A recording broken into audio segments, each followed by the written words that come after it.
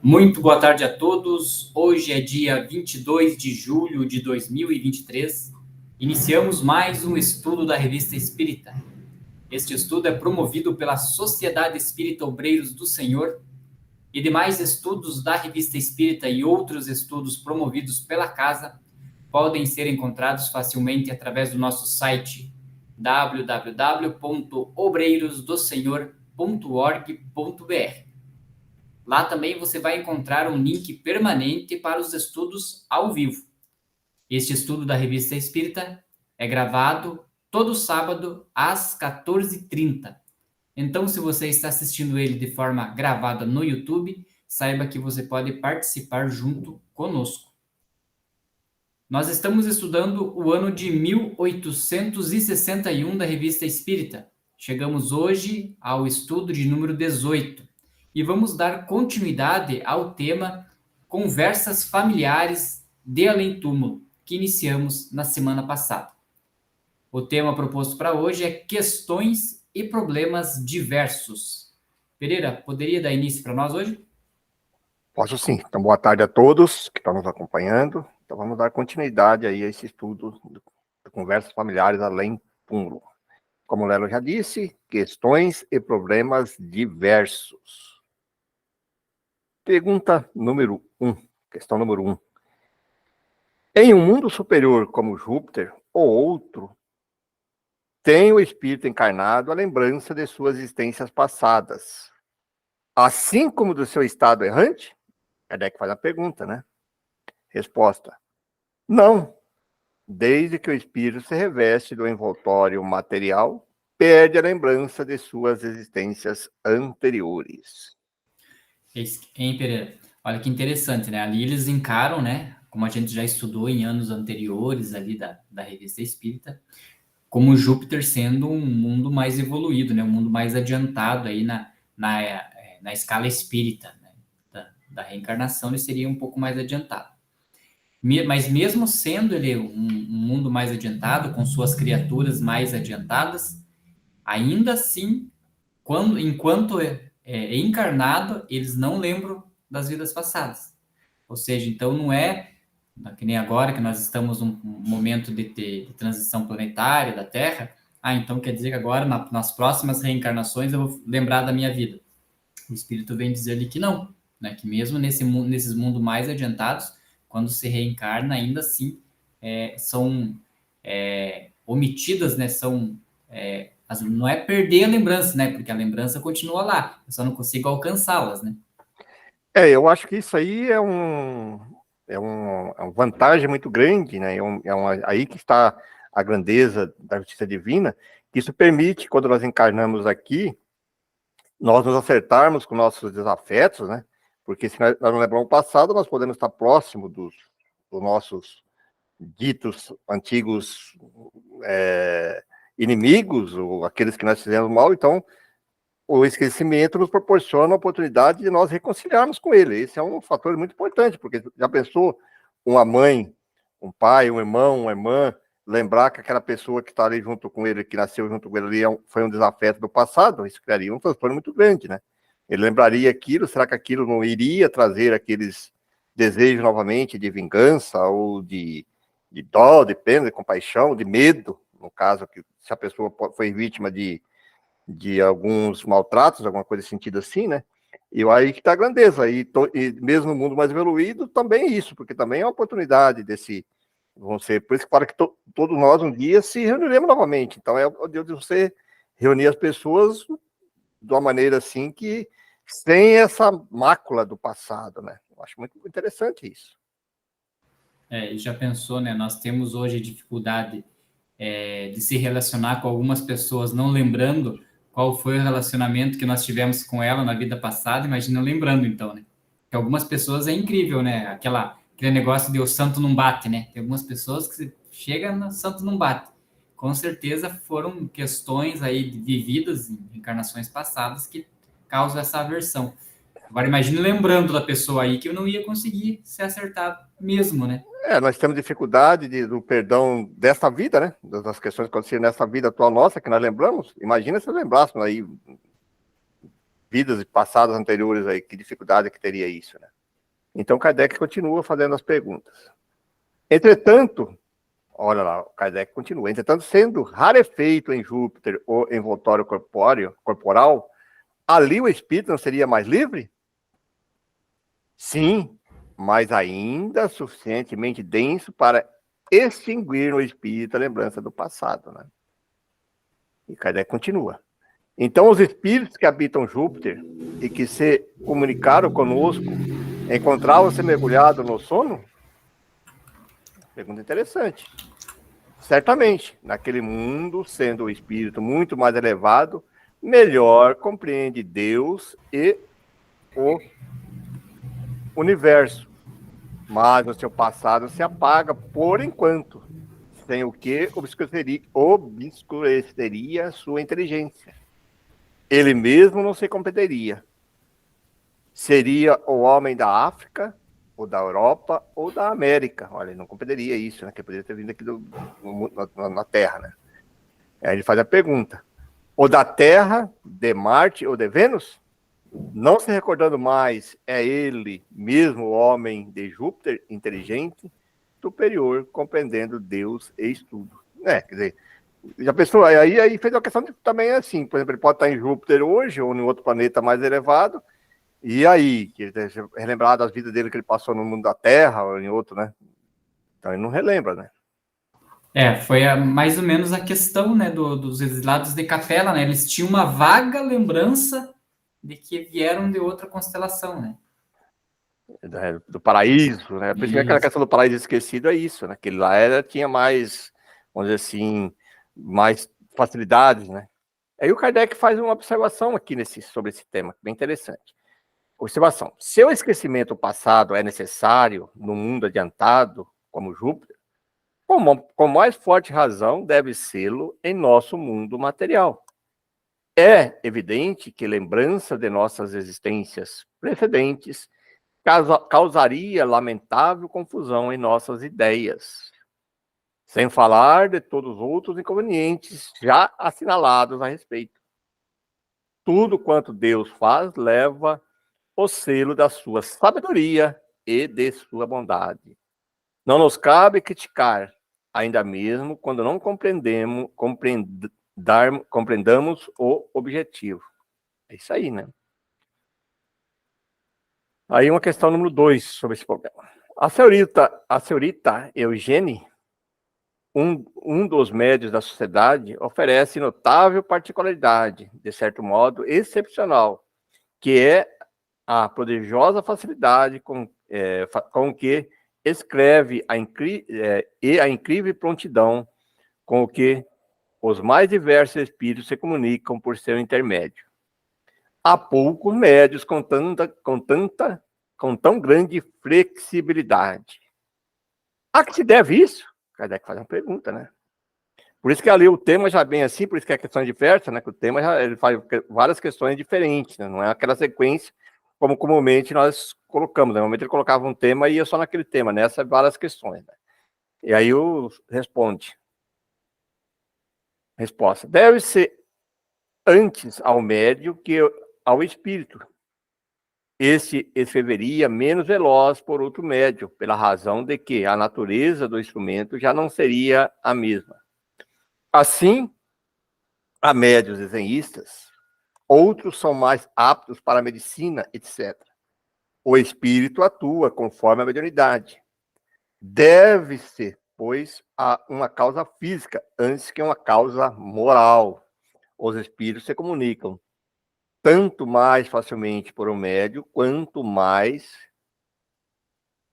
rapidamente se dá a combinação entre os fluidos deste último e os dos espíritos.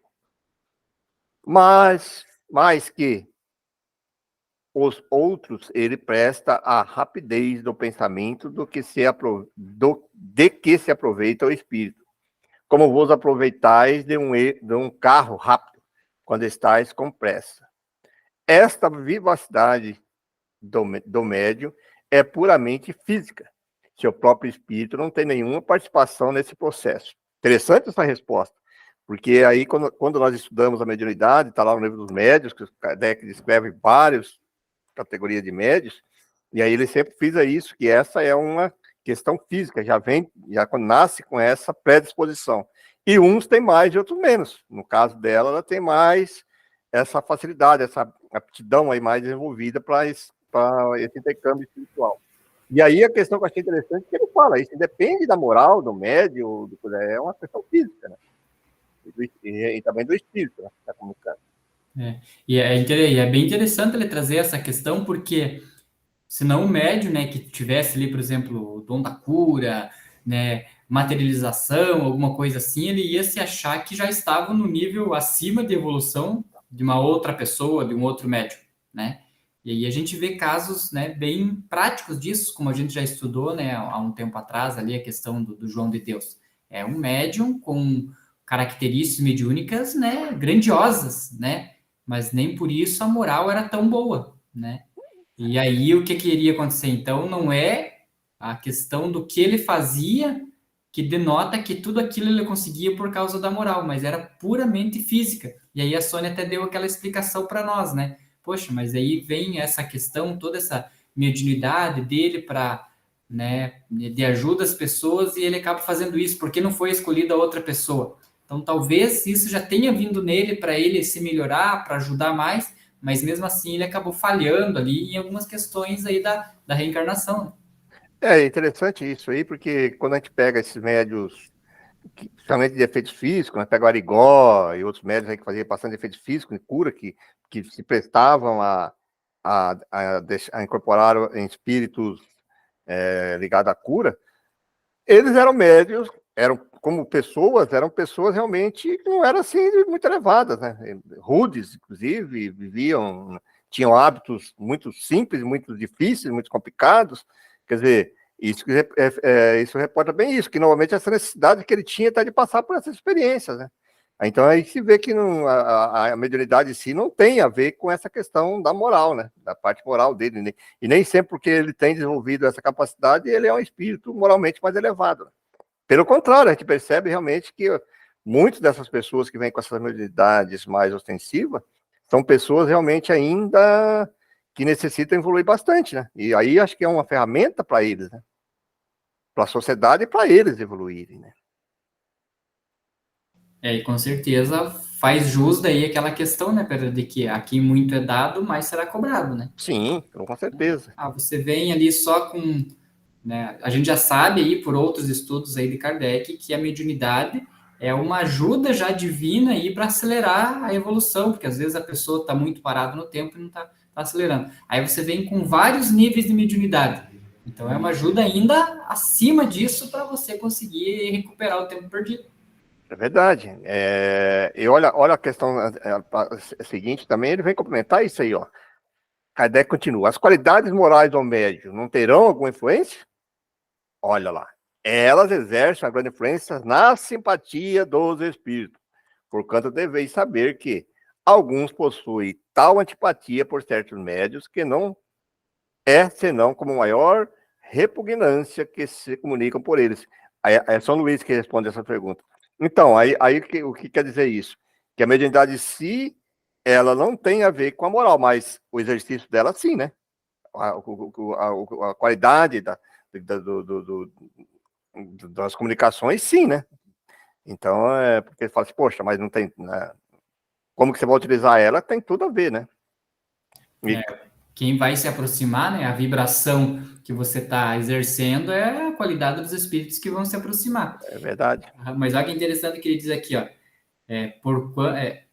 Ela depende das simpatias dos espíritos. Porquanto deveis saber que alguns possuem tanta, né, tanta antipatia por certos médios que não é senão com a maior repugnância que se comunicam por eles. Ou seja, às vezes o espírito tem a necessidade de vir da comunicação, só tem aquele médium, tem a repugnância porque às vezes o médium não tem essa qualidade moral, mas é necessário ele vir, ele vem e faz a comunicação. Mas ele até imagina, né, o espírito, poxa, vou ter que ir, só tem aquele lá, vou ter que ir, mas é complicado, né? A pessoa não está evoluindo, a pessoa não está fazendo o correto.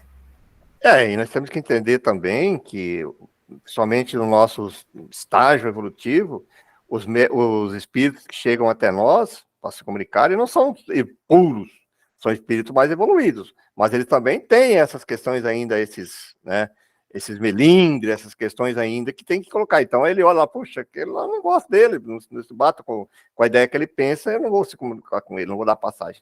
Não é porque é natural isso ainda, né? Porque não se purificaram. Agora os espíritos puros, mas ainda fala, poxa, não, eu prefiro o outro que tem a mesma simpatia de pensamento, de ideias, né? E é por isso que, conforme você falou, né, esses espíritos ainda que não são totalmente depurados, né, têm seus problemas que precisam resolver, por isso que eles precisam também vir, né, para conseguir vencer exatamente isso que você comentou. Eu não quero ir, não gosto dos pensamentos dele lá, não quero ir. Não, mas tem que ir lá e dar a comunicação. Faz parte também da tua evolução essa questão, né, de ter que vir e fazer esse tipo de trabalho. Até para vencer, né? Vencer essas antipatias aí, né? Então, vai dando continuidade aí nos ensinos dos espíritos, continuando nos ditados espontâneos obtidos ou lidos na sociedade por diversos médios. Então, agora são aquelas comunicações onde que os espíritos se aproximam, isso aí ele fala espontâneo, chegam lá e dão suas comunicações naqueles dias predeterminados que os médios se colocavam à disposição para isso, né? Ensino dos Espíritos, ano de 1860. É de 61, mas foi de 1860. Médio Senhora Costel. Falarei da necessidade filosófica em que se acham os espíritos de fazerem frequentes exames de consciência, de darem, enfim, ao estado de seus cérebros o mesmo cuidado que cada um tem com o próprio corpo. Eis um ano terminado. Ele está se referindo ao ano de 1860, mas foi feito em 1871, tá certo. Que era o começo do ano ainda, né? Que progresso trouxe ele ao mundo intelectual? Muito grandes, e muitos sérios resultados, sobretudo de ordem científica. Menos felizes, a literatura não recebeu senão fragmentos e detalhes encantadores, mas semelhante a uma estátua mutilada, que encontramos enterrada e admiramos. Lastimamos o perdido conjunto de sua beleza de outrora. A literatura não oferece nenhuma obra séria. Ele está se referindo ao ano de 1860, né? Na França... Pereira, agora já imagina se esse espírito vem aí e faz uma análise do 2022, 2021 aí, nós estamos ferrados, né? Foi um ano bem difícil, né? Lógico, tirando as questões pandêmicas aí, que a gente sabe, através da lei da destruição, que são mazelas necessárias para o mundo, mas ele falando da literatura, hoje a arte, né, que o pessoal propaga é uma arte totalmente deturpada, né? A gente vê essa questão aí de cinema, teatro e tal, sempre explorando algumas coisas assim que, sinceramente, né, acho que não aumenta em nada, né, a nossa moral, só denigre mais. Eu acho que nesse ponto aí, sim, houve uma valorização muito grande nas questões da sensualidade, das questões materiais. Então, a arte nossa hoje está realmente... Se compararmos o outro século passado para esse, né? Se nós formos comparar lá para o outro século do 19, do 20, aí vai colocando 21, puxa vida, houve nesse ponto aí, houve assim, um avanço muito grande, que ele está falando científico, mas não tem nada a se comemorar nessa parte aí, né? De literatura, de todas essas questões de artes aí, realmente houve um atraso, né? Teve um estudo que a gente fez, né, uma vez, sobre Júpiter mesmo, e aí eles perguntaram sobre a questão musical, né, porque era Mozart, né, que estava dando a comunicação, e ele comentou que a música hoje que a gente escuta, e isso no ano de 1859, ou 60, que era algum ano que nós estávamos estudando, e ele comentou que a nossa música, em comparado com a deles, eram apenas ruídos, né? E isso que nós estávamos nesse ano de 1860, as músicas eram o quê? Música erudita, né? Não tinha essas músicas de hoje em dia. Então, era música erudita, música clássica, né? Eram cameratas. E esse tipo de música que a gente trata hoje como essa música clássica eram ruídos para ele. E ao invés de a gente dar uma evoluída, a gente denegriu mais ainda a questão musical. Vocês já ouviram um professor de música clássica falando a quantidade de notas que tinham em uma tal harmonia no ano de 1800, início de 1900, e a quantidade de notas musicais que tem hoje. A gente, ao invés de melhorar, a gente está cada vez simplificando mais o negócio, tornando ele cada vez mais feio. Eu penso assim, e você está falando ainda dessas partes da música erudita. Até você colocou antes, talvez o pessoal que não está nos ouvindo, antes do começar o nosso estudo, é colocado música, né? Você colocou músicas ali tocando. Você vê, é uma música bonita, né? Vamos dizer assim, comparando com esse barulho que nós vamos por aí. Agora, você imagina esses funk, essas coisas da vida. Eu vou dizer sincero para você, eu não consigo ouvir. Não consigo. É um ruído, é uma batida e é tudo igual, né? É tudo o mesmo ritmo, mesmo estilo, vamos dizer assim, né? E uma outra coisa que eu acho que fez perder muito isso, que perdeu muita individualidade do artista, né, da pessoa que toca, porque hoje existe... são corrigidas eletronicamente, então eles buscam a perfeição do som, de tirar ruído, tudo, que se perde na qualidade do artista que está tocando o violão, o piano, né? Porque daí eles passam por um estúdio, aí o estúdio, vamos colocar aqui, aumentar aqui e tal. Eles fazem a música hoje eletronicamente, sem a presença de um artista.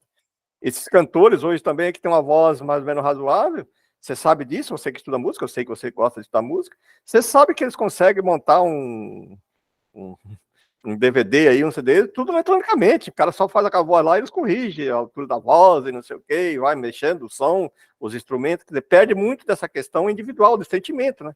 Porque o artista, quando você fala Mozart, quando ele estava lá fazendo a música, ele tinha o sentimento dele, né? Era ele. E quando você coloca para um computador fazer isso, você perdeu esse sentimento, né? Pode ficar perfeito, tá buscando um som perfeito, sem ruído, mas perde isso, né? E até na voz, né? A voz também eles corrigem. E aí vai perdendo isso, né? Já não tem mais aquelas questões quando a gente ouvia, eu gosto muito de músicas de viola, que nós estamos falando aí, eu sei que você gosta também, quando a gente ouvia músicas antigas, que da época do Estado do Pai, eu ouvia lá Tonico Tinoco, que eu via que era o cara cantando, tinha sentimento, você sentia ele tocando violão, tudo, né? Era ele. Aí hoje esses pessoal aí, meu Deus, não tem, né? Além da letra, é uma batucada danada que ninguém compreende nada. O jovem gosta, né? Fazer o quê? Eu acho que essas questões aí dessa leva, né, de novo estilo musical, teatral que veio, é bem uma característica mesmo dessa leva de espíritos que tiveram a necessidade de reencarnar na Terra, talvez como última oportunidade, ou mesmo porque não querem mesmo evoluir, vamos tentar atrapalhar, talvez, né? Porque é o que a gente estuda, né? Não vou evoluir, vou atrapalhar e não vou deixar fazer a evolução. E aí consegue, infelizmente, carregar, né, uma parcela até considerável da população. Verdade. Vamos lá. E aí ele continua falando sobre o ano 1860. Na França, ordinariamente, ela marcha à frente das outras artes. Esse ano foi ultrapassada pela pintura que floresce, gloriosa, acima das escolas rivais. Por que essa pausa entre os nossos jovens escritores? A explicação é fácil. Faltam-lhes o sopro generoso que inspiram as lutas. A indiferença pesa sobre eles. Folheiam-nos, criticam-nos, mas não os discutem apaixonadamente, como no meu tempo, em que a luta literária dominava quase todas as preocupações. Depois, não se improvisa um escritor, e é um pouco disso que cada um faz para escrever. São necessários longos e profundos estudos. Estes faltam absolutamente à vossa geração, impaciente de gozo e preocupada, antes de tudo, com o sucesso fácil. Termino admirando a marcha ascensorial das ciências e das artes, lamentando a ausência de generoso impulso nos espíritos e nos corações. JJ Rousseau, né? Jean-Jacques Rousseau. Rousseau. Olha o que está falando aí. Não se reflete bem agora? Se nós formos comparar o ano passado, os outros anos que está acontecendo, não é bem isso mesmo, né? Agora pare e pense, né? Então ele estava comparando o ano de 1860. Então ele estava falando do século passado, né? Mas de 1760 para 1860 ele sentiu que decaiu. E assim veio decaindo, né? De 800 para 900 também decaindo, agora nós nos anos 2000 também decaindo. Assim, a gente fica meio assustado, né? Onde que a gente vai parar aí? Mas eu acho que, de novo, se nós formos entender que Deus é soberano e justo, isso não acontece por acaso, né? Tudo tem uma fase, e isso vai ter que, mais cedo ou mais tarde, isso vai mudar, não tem como, né? Nós esperamos que nas próximas reencarnações aí, né? Gerações aí de reencarnantes, a gente possa ver uma terra melhor, né? Um planeta melhor, né? Eu escutei o Haroldo falando esses dias, ele comentou assim que a previdência divina, ela não é que nem você dá pão para as pessoas, né? Tem quantos pães que tem aqui? Tem 500. Quantas pessoas tem? Tem 1000. Então vai ter que ser meio pão para cada um. Não, Deus despeja a sua providência divina de tudo para todos. O que nos atrapalha é o quanto que nós captamos. Ela está ali disponível. Mas e quanto que nós captamos, né? Então é a mesma coisa, né? A beleza, a perfeição, tá tudo no cosmos, né? Tá ali, Deus, né? Deixa tudo ali. De repente vai um Mozart, vai um Beethoven e consegue pegar isso e transformar em música. Mas de repente vai um funkeiro e vai lá e pega um nadinha daquilo ali e cria um negócio totalmente horrível, vamos dizer assim. Depende de cada pessoa, né? E aí ele coloca aí do ganho fácil. Naquela época ele falava isso do ganho fácil. Hoje é bem isso mesmo. Uma pessoa, às vezes, medíocre aí, faz qualquer coisinha aí, faz um sucesso enorme e ganha fortunas aí, nós comparando em termos de dinheiro, terreno, né? Fazem fortunas. Um refrãozinho aí que pega qualquer um aí e tal, e vai embora, né? E sai aí, arruma 20 mil, 100 mil, 200 mil, 1 milhão de seguidores, 2 milhões de seguidores, e logo tá com a fortuna, né? Então, é bem isso, os caras não estão preocupados com essa questão. Mas a questão que você falou de Deus, a justiça divina, ela é perfeita, ela não dá nada para ninguém. Ela não premia ninguém, nem pune ninguém. Depende de cada um, né? Então, quer dizer, ele dá as oportunidades. A oportunidade que você falou está ali. Está tudo aí, né? Está na nossa consciência. Aí a física quântica, os quânticos pensam assim, analisam dessa maneira, já chegaram a essa conclusão. Está tudo aqui para nós. Cabe a nós se esforçarmos, né? Dedicarmos e praticarmos e seguirmos para a gente poder absorver essas questões. Está tudo, realmente. Eu tenho estudado algumas coisas, umas questões ligadas a isso, eu fico imaginando, poxa, é bem por aí mesmo, né? É que nós temos que buscar isso, nós temos que se mexer, nós temos que ter disciplina, nós temos que ter dedicação, temos que estudar, temos que, né? E compreender tudo isso. Mas está aí, como você falou, tá no universo, está aí vagando tudo aí para nós sermos felizes, né? Para buscarmos. Mas pouco a pouco nós alcançaremos isso. E aí o Kardec faz uma observação sobre esse tema aí, né? Obtida espontaneamente, prova essa comunicação que os espíritos que deixaram a Terra ainda se ocupam com o que aqui passa e que lhes interessa e seguem a marcha do progresso intelectual e moral.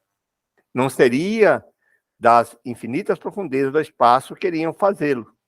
Para tanto, é preciso que estejam entre nós, em nosso meio, como testemunhas invisíveis daquilo que aqui se passa. Esta comunicação é a seguinte: foram dadas na sessão da Cidade Espírita, da Sociedade, né, em 28 de dezembro, em que se havia tratado do ano que findava e do que ia começar. Consequentemente, veio a propósito. Né? E é verdade, né? Porque o Espírito que deu essa comunicação, porque eles estão aqui no meio ainda e se preocupam, né? Então, se fosse um espírito já que já estava em outro lugar, não ia estar preocupado com isso. Né? E eles estavam trabalhando entre o Natal e o Ano Novo ali, Pereira. 28. 28 de dezembro, eles estavam nativos ainda.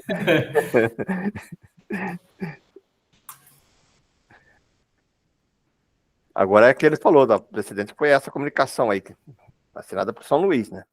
Agora o São Luís que faz essa comunicação aí referente ao ano de 1860. O ano que termina viu progredir sensivelmente as crenças no espiritismo. é uma grande felicidade para os homens, porque os afasta um pouco das bordas do abismo que ameaça tragar o espírito humano.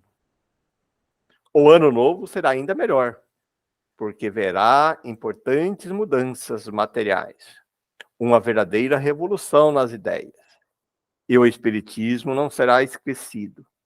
Crede-o bem. Ao contrário, a ele se agarrarão como uma tábua de salvação. Rogarei a Deus para abençoar vossa obra e fazê-lo progredir. São Luís, né? Tem uma mensagem lá em 28 de dezembro de 1860. E aí o Kardec faz uma observação sobre isso, né? Numa sessão íntima, outro médium recebeu espontaneamente sobre o mesmo assunto a seguinte comunicação. Vamos ver agora. Outro espírito. O ano que você vai iniciar traz em seus recônditos as maiores coisas. A reação vai cair violentamente na armadilha que preparou. Por que pensais que a terra se cobre de estradas de ferro e o mar entreabre a eletricidade, senão para espalhar a boa nova? O verdadeiro, o bom, o belo serão, enfim, por todos compreendidos. Não vos canseis, pois, verdadeiros espíritos, porquanto a vossa tarefa está marcada na obra da regeneração.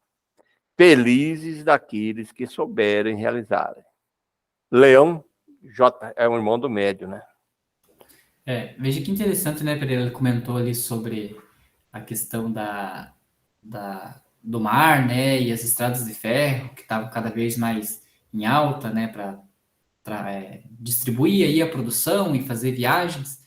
E essa semana eu estava estudando sobre a inteligência artificial, né, que hoje está muito em alta essa questão da inteligência artificial, e o quanto que o ser humano é complicado, né? Ele cria algo bom e alguém já vem e pega aquilo ali e transforma numa coisa ruim, né? A questão da inteligência artificial que consegue modular a voz de uma pessoa, né? Deixa a voz da pessoa igual, ele pega um pedacinho de você falando e aí ele cria um texto e ele consegue modular aquele texto na tua voz como se fosse você falando.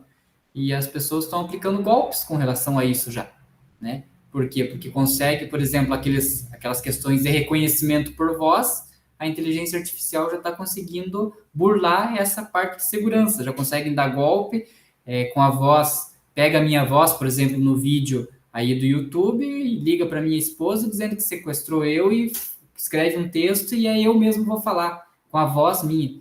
Então, às vezes vem coisas interessantes, né, que ajudariam muito na evolução, mas também uns espíritos ainda atrasados e pegam aquilo e consegue utilizar sempre por mal. Triste isso, né? E aí quando ele falou ali naquela época, ele falou muito daquelas que os trilhos de ferro, os navios iam facilitar para chegar às comunicações, né? E daí era muito mais rápido, né? Você mandar uma carta, a comunicação facilitaria muito. Agora vamos pensar assim, o advento da internet, né? Vamos dizer que, né, que começou aí coisa assim de 20 anos, 30 anos, 40 anos, agora que tá em voga. Isso foi uma facilidade muito grande, né? Ainda poderia pensar assim, puxa, agora vai facilitar nós propagarmos, por exemplo, a filosofia espírita, as morais, as coisas boas. Mas é como você disse, um grupo de pessoas aproveitam disso para utilizar para o mal, né? Daí facilitou de um lado, mas facilitou o outro também, porque eles usam o mesmo canal para deturpar tudo essas questões, né? Então, é uma mão, de via dupla, né? Vai de um lado, mas vai do outro também. Por quê? Porque o intelecto nem sempre anda com a moral, né? A época vem a questão de muita intelectualidade, de muito conhecimento, e a moral às vezes fica para trás, mas vai chegar um momento que a moral vai ter que igualar isso, né? Já pensou que maravilha, né? Se nós usássemos com seriedade, como você falou, a inteligência artificial, as questões aí da internet hoje, essa facilidade de comunicação que nós temos para nós propagarmos, né, as filosofias. Acho que o Fábio fez quem que fez uma mensagem aí? Alguém se manifestou e eu não consegui ler. Você conseguiu? O Fábio escreveu ali, ó. infelizmente, pessoas não sabem usar as ferramentas para o bem. E é realmente isso, né? E o problema é que isso atrapalha quem gostaria de usá-la para o bem, né? Porque essa notícia que eu estava lendo, aí eles estão, os países estão proibindo a divulgação daí dessa ferramenta que está fazendo a modulação da voz, né? Por quê? Porque ele está causando um problema muito sério. Então é uma coisa interessante, uma tecnologia nova, interessante, que poderia ser usada para o bem, que não vai acabar não sendo lançada ao público, por quê? Porque as pessoas já estão usando para coisa ruim. Então as pessoas de bem acabam perdendo com isso, né? E aí é uma linha, uma área que eu sei que você está estudando a área de direito, é uma linha que uma área que está crescendo dentro do direito muito forte, que é essa questão da cibernética e dessas questões tudo ligadas, né? Hoje, grandes escritórios de advocacia trabalham em cima disso, né? Para resolver essas questões aí. E aí há muita ainda, vamos dizer assim, questões jurídicas que não está bem regulamentada nisso e abre brechas para um monte de interpretações, né? E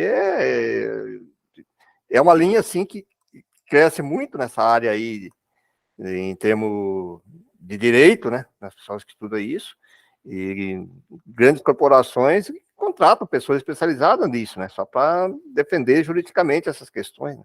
Cria realmente uma polêmica. Primeiro que a legislação, o nosso sistema legislativo, nossos senadores e deputados e tal, e vereadores, não acompanham isso.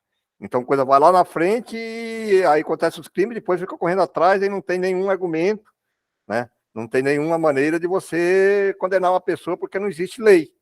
Só quando tem interesse deles para eles colocar as leis. Mas aí vira essa briga, esse imbróglio jurídico que existe hoje, é baseado muito em cima disso. Você sabe que essas questões é assim hoje em dia, né?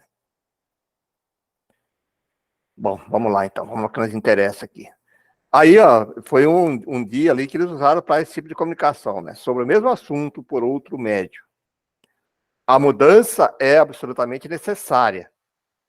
O progresso é lei divina. Olha aí. Parece que avançou nos últimos anos, mais do que nos outros. Em relação a 1860, 1861 será magnífico, embora pálido, se considerarmos 1862, porque quereis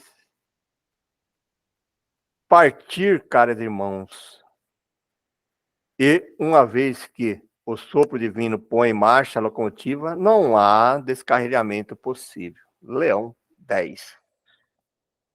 Interessante que ele fez uma previsão ali, né, do ano de 62, dizendo que ia ser melhor.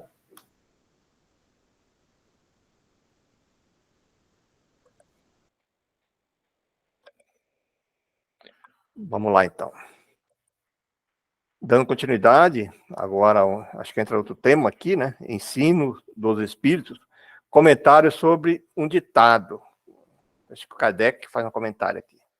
Comentário, alguém faz o comentário aqui, não estou bem certeza se é o Kardec ou não. Comentário sobre o ditado publicado sob o título de O Despertar do Espírito. Ah, tá.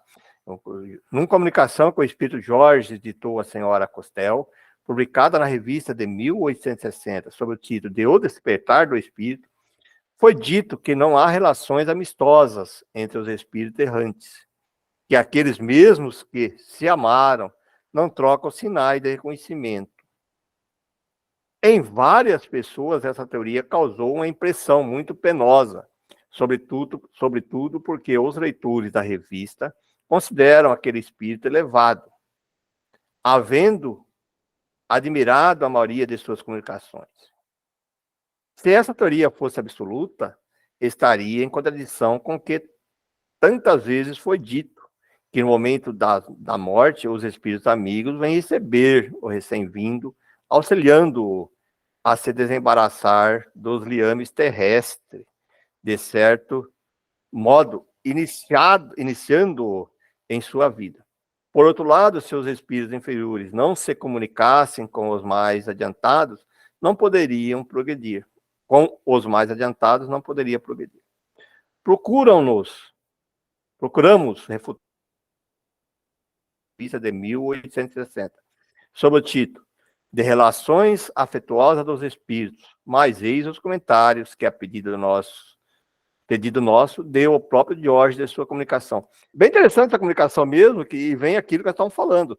Não é porque o espírito está se comunicando lá, ele é puro, superior, né? Ele também traz as questões dele, né? E eu lembro desse estudo, a gente comentou bastante, né, que a gente achou que George tinha dado uma deslizada, né, porque se a gente já reencarna aqui, basicamente no mesmo círculo familiar, né, de afinidade para fazer uma questão de evolução, como pode eu que amo uma pessoa aqui, um amor paternal, um amor de marido e esposa, ou filial, né, quando desencarnar, nos tecer esse mesmo sentimento lá, né, seria uma coisa assim meio que lógico, né, porque parece que não daria continuidade naquilo que você iniciou aqui, e aí quando voltasse para cá teria que iniciar tudo de novo. Então a gente comentou bastante sobre isso. Legal que Kardec lá, né, pelo jeito, evocou novamente o George ali para dar uma explicação sobre o tema.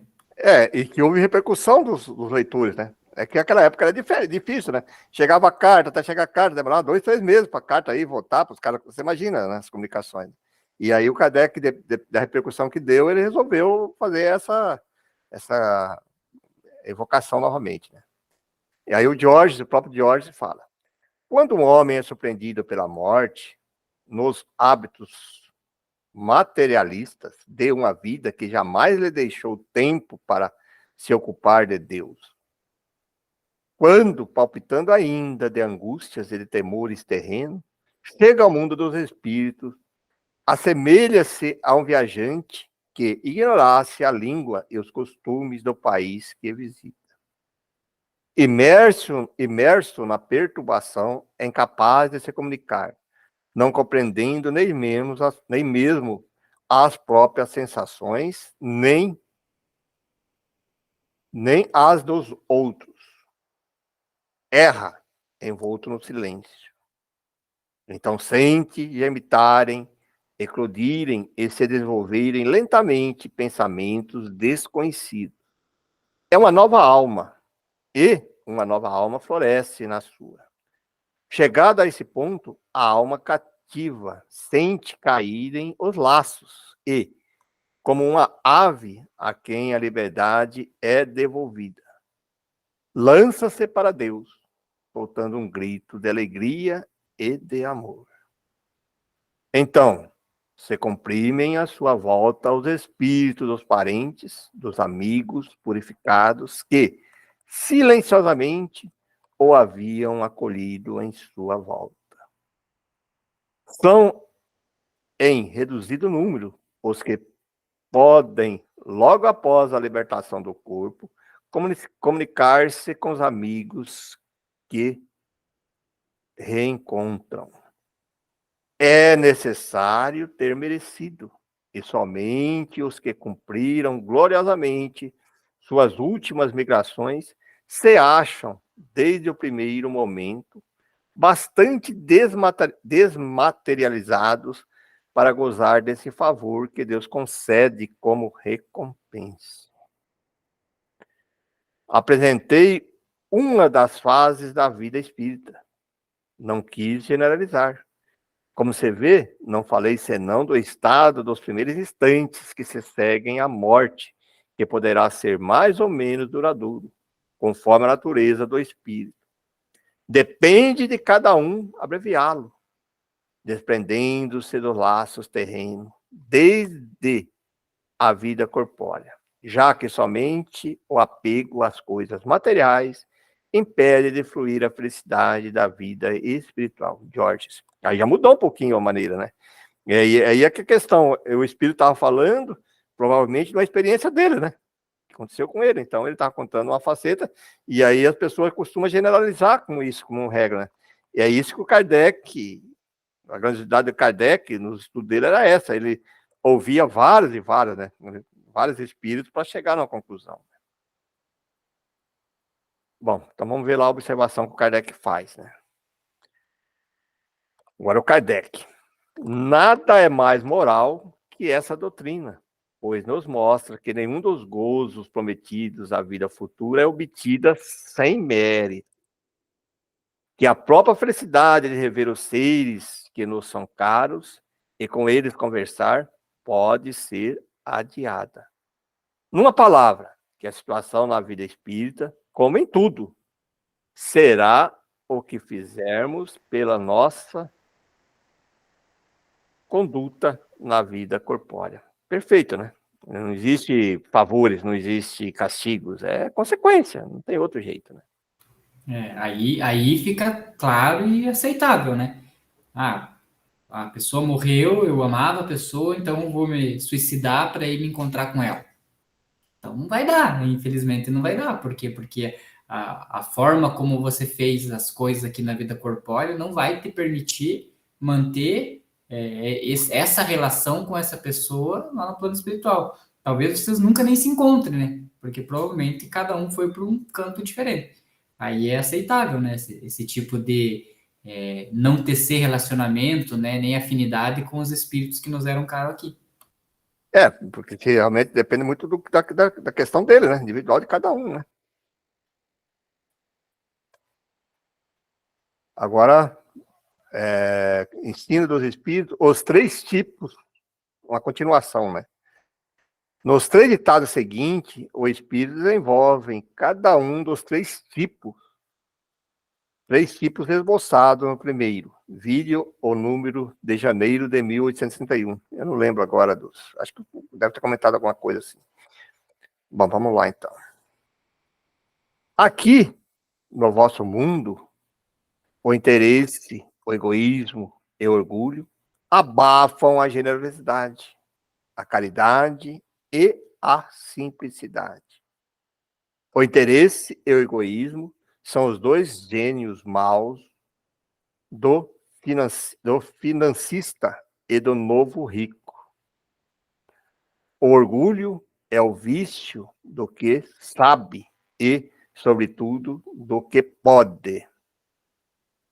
Quando o coração verdadeiramente pensador examina esses 3 vícios horríveis, sofre, porque o homem que pensa sobre o nada e sobre a maldade desse mundo é, em geral, não há duvidez, uma criatura cujos sentimentos e instintos são delicados e caridosos.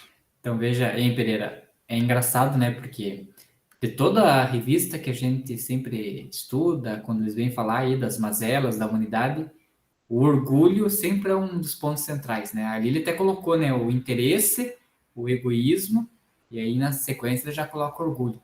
Então é muito complicado você conseguir vencer essa questão do orgulho, né? Ah, sim, isso é. Bom, ele está como um dos maiores escolhas dos médios e de toda a humanidade, é o orgulho, né? É isso que faz as pessoas, às vezes, de vingança, de coisa, tudo ligado ao orgulho, né? Ah, por que comigo? Por que eu? Sabe essa história assim, né? Eu, né? Isso é que nós temos que vencer, né? Bom, vamos lá. E, como bem sabeis, os delicados são infelizes, conforme disse La Fontaine, que esqueci de pôr ao lado de Molière. Lembrei, Pereira, esse era aquele que ele estudou lá, aquelas 3 pessoas, que um era, acho que não lembro quais eram as 3 pessoas, mas ele fez um texto de Ah, cada uma das pessoas. Aí a gente foi estudando cada uma delas. Um tinha um pensamento mais materialista, outro era um pouco mais evoluído, o outro era totalmente adverso dos dois. Então acho que ele tá fazendo um esboço daqueles 3 tipos que ele pegou da vez passada. é verdade. São os delicados. Vou voltar agora. Só os delicados são infelizes porque sentem. Olha só, hein? Hamlet, é que ele falava exatamente isso. É a personificação desta parte infeliz da humanidade, que sofre, chora sempre e que se vinga, vingando a Deus e a moral. Hamlet teve de castigar vícios horrorosos em sua família, o orgulho e a luxúria. Isto é, o egoísmo. Aspirando à verdade, e essa alma terna e melancólica ofuscou-se ao sopro do mundo, como um espelho que não pode refletir o que é bom e o que é justo. E essa alma tão pura derramou o sangue de sua mãe. e vingou sua honra. Hamlet é a inteligência impotente, o pensamento profundo em luta contra o orgulho estúpido e contra a impudicícia, né, materna. O homem que pensa que vinga um vício da terra, seja qual for, é culpado aos olhos dos homens, mas muitas vezes não o é perante Deus. Não penseis que eu queira idealizar o desespero. Já fui bastante castigado, mas há tanta névoa antes aos olhos do mundo. Nota, depois anota aqui. Instalado a dar sua apreciação sobre La Fontaine, da qual acabara de falar, acrescentou o espírito. La Fontaine não é mais conhecido do que Corneille, Pierre Corneille, 1806-1804, que era um dramaturgo francês, foi um dos 3 maiores produtores de dramas na França, lado a lado de Molière e Racine. E Racine, né, que já coloca aqui. Jean-Baptiste Racine, 1639 a 1629, que era um poeta, dramaturgo, matemático, historiador francês, considerado junto com Pierre Corneille, um dos maiores dramaturgos clássicos da França. Então vamos lá. La Fontaine não é mais conhecido que Corneille, Racine e Racine. Conheceis apenas os vossos literatos, ao passo que os alemães conhecem tanto Shakespeare quanto Goethe, Jan Goethe, 1749, escritor alemão, pensador. Né? Para voltar ao meu assunto, La Fontaine é o francês por excelência, ocultando sua originalidade e sua sensibilidade sob o nome de Esopo. Fabulista grego, nascido na Tárcia, região da Ásia Menor do século VI a.C. Esboço e de pensador alegre. Mas tenho certeza, La Fontaine era um delicado, como vos diziam há pouco. Vendo que não era compreendido, afetou essa simplicidade que dizeis falsa. Nos vossos dias teria sido arrolado no regimento dos falsos modestos. A verdadeira inteligência não é falsa, mas muitas vezes temos de uivar com os lobos. E foi isso que perdeu La Fontaine, na opinião de muita gente. Não vos falo de seu gênio. Este é igual, se não superior a de Molière. Continuamos mais um pouco? Tá. Vamos continuar. Dá para continuar um pouquinho, tem 3 slides e aí já termina o mês de fevereiro. Então vamos continuar. O segundo aqui. Para voltar ao nosso cursinho de literatura, muito familiar, Dom Juan, agora eu lembro que falaram de Dom Juan também, né? Dom Juan é, como tive a honra de vos dizer, o tipo mais perfeitamente pintado de gentil homem. Depravado e blasfemo. Molière o levou até o drama, porque, na verdade, a punição de Dom Juan não devia ser humana, mas divina. É pelos golpes inesperados da vingança celeste que tombam as cabeças orgulhosas. O efeito é tanto mais dramático quanto mais imprevisto. Eu disse que Dom Juan era um tipo, mas na verdade é um tipo raro, porque realmente vence poucos homens dessa têmpera, desde que quase todos são covardes. Refiro-me à classe dos indiferentes e dos corruptos. Muitos blasfemam. Poucos, no entanto, eu vos asseguro, ousam blasfemar sem temor. A consciência é um eco que lhe devolve a blasfêmia e a escuta tremendo de medo, embora sorriam diante do mundo. São os que hoje chamamos de fanfarrões do vício. Esse tipo de libertino é numeroso nos vossos dias, mas estão muito longe de serem filhos de Voltaire. Para voltar ao vosso assunto, Molière, como o autor mais sábio e observador mais profundo, não somente castigou os vícios que atacam a humanidade, como os que ousam a dirigir-se a Deus. E o terceiro.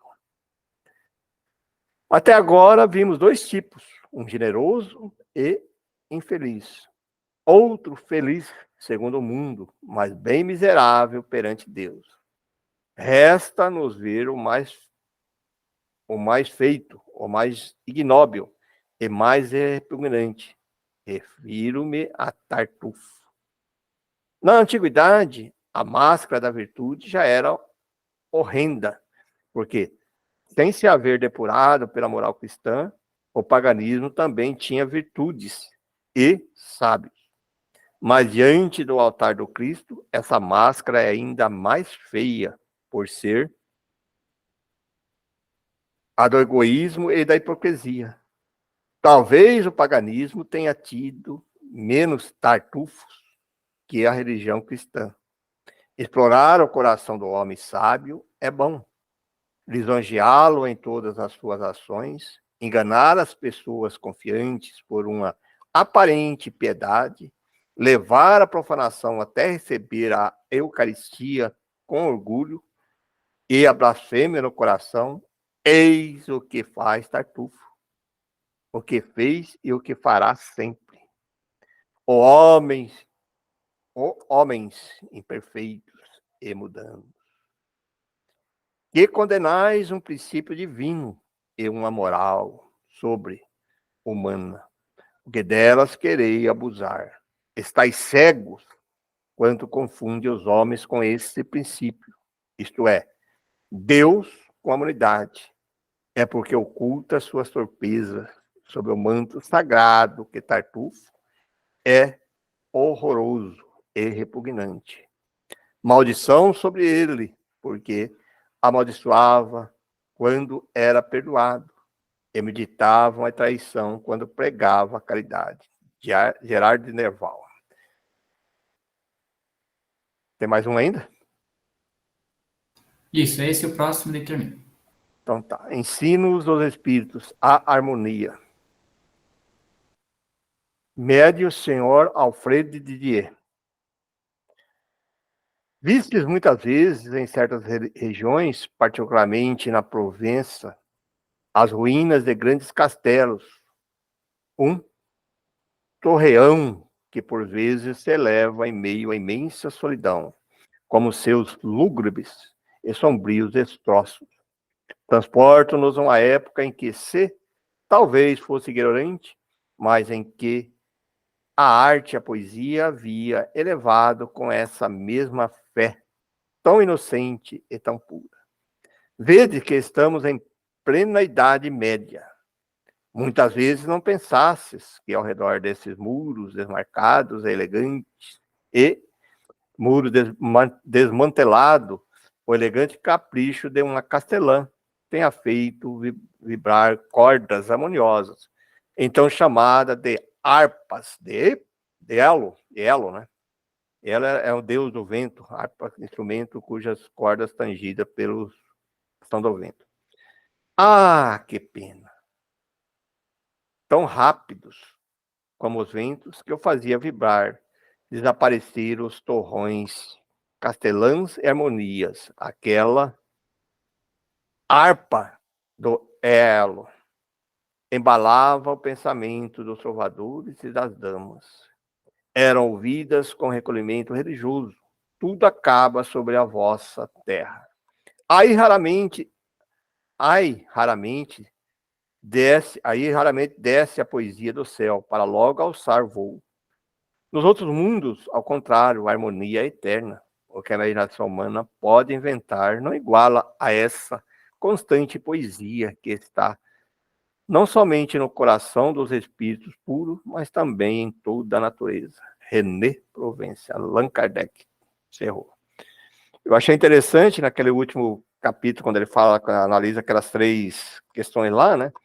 E eu acho que se a gente analisar agora, no momento atual, é muito pertinente, porque você pode até tolerar esses digo assim, revolucionários que tentam por uma causa tal, que não sei o quê, né, defender uma ideia. Mas eles estão falando aqueles que eles sentem que colocam lá, né? Então, um revolta, do orgulho, o outro. E aí, agora, o que ele condena, que é no caso do último, lá do Tartufo, né? E é a hipocrisia, né? Que é aqueles falsos, né? Que se passam por pessoas dignas, e hoje tem muito isso, né? Coloca-se uma máscara aí de hipocrisia, de coisa assim, de seriedade, de pessoa séria, de tudo assim, e utilizam isso para deturpar toda a sociedade, né? Então, eu achei bem bacana aquela colocação. Acho que nós tínhamos chegado nessa conclusão também, quando nós fizemos aquele estudo anteriormente. Agora estou lembrado disso. Né? Quando ele falou os 3 tipos, nós também tínhamos chegado a isso, que é o pior deles é a hipocrisia, com certeza. Né? Sim. Uhum. Bom, encerramos então, né? Encerramos nosso estudo de hoje e encerramos o mês de fevereiro da revista. Olha aí, pessoal. Hoje até prolongamos um pouquinho mais, mas o tema realmente muito profundo, né?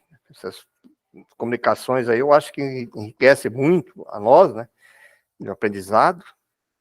Tá aí, para nós refletirmos aí durante a semana, durante as nossas vidas aí. E a gente sempre fala para as pessoas que talvez estão nos assistindo aí pela primeira vez, que muitas delas se despertam pelo interesse da filosofia espírita, né? Que estudem, vão lá estudar o livro dos Espíritos, ler o livro dos Médiuns, o livro do Evangelho, começam o que é Espiritismo, que a revista Espírita é fantástica, que está aqui, e já é um que ele chama de laboratório, onde ele está debatendo os temas, mas esses temas foram colocados lá nessas outras obras, no livro dos Espíritos, né, no livro dos Médiuns, no Evangelho segundo o Espiritismo, tem o Céu e o Inferno, que vai falar sobre essas questões morais. Então, que isso sirva, assim, para que as pessoas que talvez nos acompanha, eu sei que muitas vezes a pessoa tem interesse pelo tema, começa a nos assistir, nos assiste e nos ouve, e queira conhecer, que procure, esparramado aí pelo Brasil todo, aqui no Paraná tem muitas casas espíritas sérias, procura se integrar a uma casa espírita, estudar, quase todas, isso deve ser uma regra, que quase todas têm estudos ligados à doutrina espírita, né? Cada um com seus nomes, mas que busquem estudar isso, né? E dito isso, então vamos aproveitar esses instantes, como foi colocado hoje, sobre as questões dos conhecimentos. Tudo está no éter divino, tudo está na nossa consciência. E possamos, nesses instantes, nos desvencilharmos um pouquinho dos nossos pensamentos, das questões terrenas, para entrarmos nessa sintonia divina. E assim que possam, nossa mente, nossos corações, absorver esses conhecimentos tão necessários para a nossa evolução como ser. Jamais podemos esquecer que somos seres espirituais, estagiando no corpo físico. Por isso, temos que criar esse hábito de utilizarmos alguns momentos dos nossos dias terrenos para fazermos essas meditações, para, por alguns instantes, elevarmos os nossos pensamentos e deixarmos-nos levarmos pelas vibrações amorosas de Deus, Jesus, dos amigos espirituais. Temos que criar esse hábito, pelo menos por alguns instantes, seja na parte da manhã, durante o dia, à noite, dessa sintonia divina, de amor, de gratidão por tudo. Porque assim estaremos voltando à nossa essência como seres espirituais. Assim, nessas vibrações amorosas, agradecendo a todos, amigos espirituais que estão conosco nesta tarde. Muitos deles nos acompanham, nos incluindo, nos preparam. Obrigado, amigo. Obrigado, Jesus, mestre querido, pelo Evangelho, que nos dá o caminho, a rota a ser seguida. Obrigado, Deus, por esta oportunidade reencarnatória que estamos tendo agora, onde estamos tendo condições de nos aprofundarmos no estudo da filosofia espírita. E assim, rogamos que essa sintonia com Deus, essa sintonia divina de amor, possa ficar conosco hoje, durante a semana, e para que possamos estar aqui na próxima semana para mais um estudo dessa obra tão grandiosa. Que assim seja.